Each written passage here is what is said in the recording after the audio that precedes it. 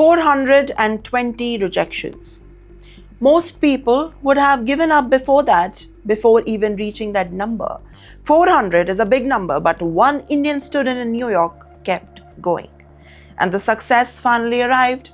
And this wasn't a job offer, it was a story of determination. But there is more to the story. Divya Bansal, an international student who recently graduated from the New York University, shared that she applied for more than 420 jobs. And she received just 3 interview calls out of those. 2 eventually turned into job offers, and in today's job market, those numbers tell a story of their own. Competition is fierce. Companies are hiring carefully, and international students face visa uncertainty, limited sponsorship, and opportunities that are very streamlined into the intense pressure to prove themselves.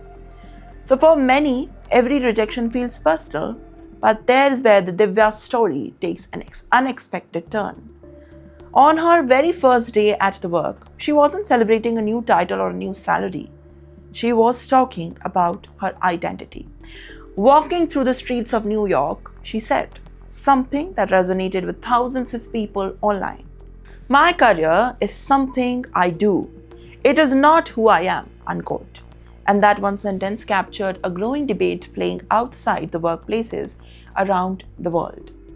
We have started measuring the worth only by our jobs.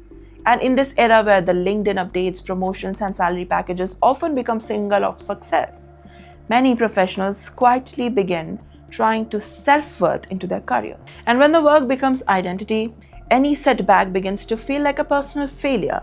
But for Divya, she says she doesn't want that life. She wants to keep dancing, going to the gym, cooking food and reminds her of her home, spending time with people that she loves, and in other words, she wants to support her life, not to replace it.